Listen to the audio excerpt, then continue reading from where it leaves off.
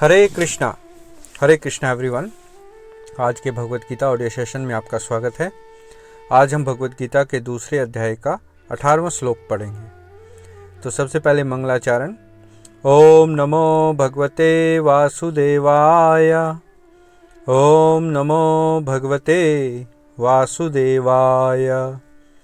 ओम नमो भगवते वासुदेवाय। ओम अज्ञानं त्रिमन्धस्य ज्ञानञ्जनशलाकया चक्षुरुन्मिलितं येन तस्मै श्रीगुरवे नमः। नारायणं नमस्कृत्य नरं चैव नरोत्तमं देवीं सरस्वतीं व्यासं ततो जयमुदीरयेत्। नष्टप्रायश्च भद्रेषु नित्यं भागवत सेवया भगवती उत्तम श्लोके भक्तिर्भवति नष्टकी। हरे कृष्ण कृष्ण कृष्ण हरे हरे, हरे राम राम राम हरे हरे। जय शिला प्रभुपाद की जय, शिला गुरुदेव की जय, जय कृष्ण बलराम की जय, श्री वृंदावन धाम की जय, नित्य गौर प्रेमानंदे हरि हरि बोल। हरे कृष्णा। तो आज का श्लोक है अध्याय 2 श्लोक संख्या 18। अंतवंता इमे देहा नित्यस्योक्तः शरीरिणः अनाशिनो अप्रेमस्य तस्माद्युद्धस्य वा भारत।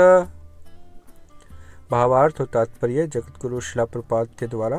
जगतगुरु शिला प्रभुपाद की जय। भावार्थ। अविनाशी अप्रमेय तथा शाश्वत जीव के भौतिक शरीर का अंत अवश्यम भावी है, अतः हे भरतवंशी युद्ध करो। तो यहाँ भगवान आत्मा को अविनाशी अप्रमेय तथा शाश्वत बता रहे हैं, जो आत्मा का स्वभाव है और इस शरीर का स्वभाव है कि उसका अंत होना अवश्यम भावी है। तो इसलिए हमें शोक नहीं करना चाहिए और अपना जो ड्यूटी है, जो अपनी प्रिस्क्राइब ड्यूटी है, उसका पालन करना चाहिए, कर्तव्य का। तो तात्पर्य पढ़ते हैं। तात्पर्य। भौतिक शरीर स्वभाव से नाशवान है, यह तत्क्षण नष्ट हो जाता है और 100 वर्ष बाद भी। यह केवल समय की बात है, इसे अनंत काल तक बनाए रखने की कोई संभावना नहीं है। किंतु आत्मा इतना सूक्ष्म है कि इसे शत्रु देख भी नहीं सकता, मारना तो बहुत दूर की बात है।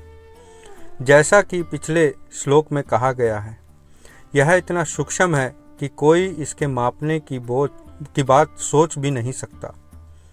अतः दोनों ही दृष्टि से शोक का कोई कारण नहीं है, क्योंकि जीव जिस रूप में है न तो उसे मारा जा सकता है और न ही शरीर को कुछ समय तक या स्थायी रूप से बचाया जा सकता है। पूर्ण आत्मा के सूक्ष्म कण अपने कर्म के अनुसार ही यह शरीर धारण करते हैं। अतः धार्मिक नियमों का पालन करना चाहिए। वेदांत सूत्र में जीव को प्रकाश बताया गया है, क्योंकि वह परम प्रकाश का अंश है। जिस प्रकार सूर्य का प्रकाश सारे ब्रह्मांड का पोषण करता है, उसी प्रकार आत्मा के प्रकाश से इस भौतिक देह का पोषण होता है। जैसे ही आत्मा इस भौतिक शरीर से बाहर निकल जाता है, शरीर सड़ने लगता है। अतः आत्मा ही शरीर का पोषक है। शरीर अपने आप में महत्वहीन है। इसलिए अर्जुन को उपदेश दिया गया है कि वह युद्ध करे और भौतिक शारीरिक कारणों से धर्म की बलि न दे। जय शिला प्रभुपाद की जय। तो यहाँ शिला प्रभुपाद तात्पर्य में बहुत अच्छे जो श्लोक की व्याख्या करते हैं और कुछ विषय रखते हैं, उन पर भी हम चर्चा करें। तो इस तात्पर्य का मुख्य विषय है कि इस भौतिक शरीर को सदा के लिए पोषित रखने का कोई अवसर नहीं है। अर्थात भौतिक शरीर का एक समय निश्चित है और सीमा निश्चित है। यह इसी क्षण भी समाप्त हो सकता है, या 60 साल बाद, या 80 साल बाद, या किसी की उम्र 100 साल हो सकती है। उसके बाद भौतिक शरीर का अंत होना तो अवश्यम भावी है। इसको हम सदा के लिए सुरक्षित नहीं रख सकते। सूक्ष्म आत्मा अपने कर्मों के अनुसार शरीर प्राप्त करती है। भौतिक शरीर स्वयं में अर्थहीन है और इसका कोई महत्व नहीं है। आत्मा के बिना आत्मा ही शरीर को पोषित करती है। और चेतना देती है। भगवान कह रहे हैं कि जीवात्मा अविनाशी, अप्रमेय तथा शाश्वत है और भौतिक शरीर का समय निश्चित है। ज़्यादातर समय हम भौतिक शरीर के स्तर पर काम करते हैं। हम अपने आप को शरीर मानकर कार्य करते हैं। शरीर की इंद्रियां को तृप्त करते हैं, यानी कि इंद्रिय तृप्ति में लगे रहते हैं और यह नहीं जान पाते कि शरीर में चेतना का स्रोत आत्मा है और आत्मा के बिना शरीर महत्वहीन है।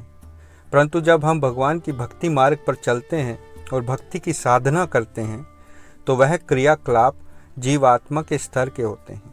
तब हम आध्यात्मिक स्तर पर कार्य करते हैं। असल में जीवात्मा को समझने के लिए हमें आध्यात्मिक स्तर पर कार्य करना होगा, जो कि भक्ति मार्ग है।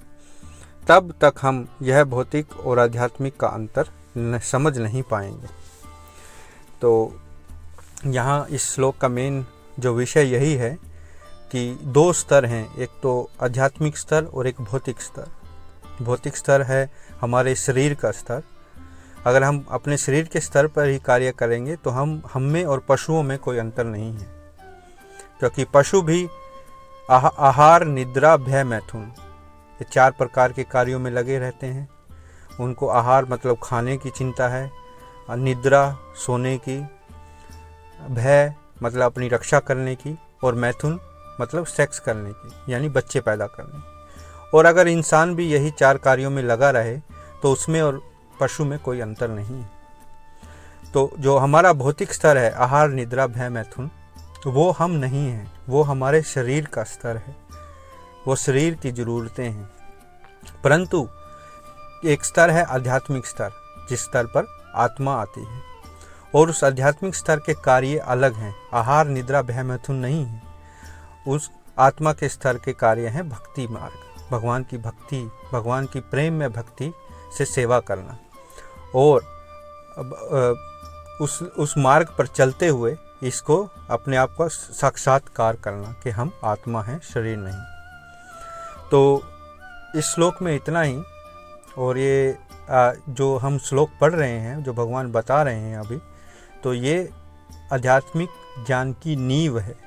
अगर हम इन श्लोकों को अच्छे तरीके से समझ लेंगे तो हमें जो आध्यात्मिक ज्ञान है, जो भगवद गीता में आने वाले अध्यायों में आएगा, उसको समझने में बहुत सरल और सरलता से हम समझ सकेंगे और आसानी होगी। तो आज के लिए इतना ही। अपने प्रश्न और टिप्पणी मेरे व्हाट्सएप पर जरूर भेजें और कल हम अगला श्लोक पढ़ेंगे। हरे कृष्णा। धन्यवाद।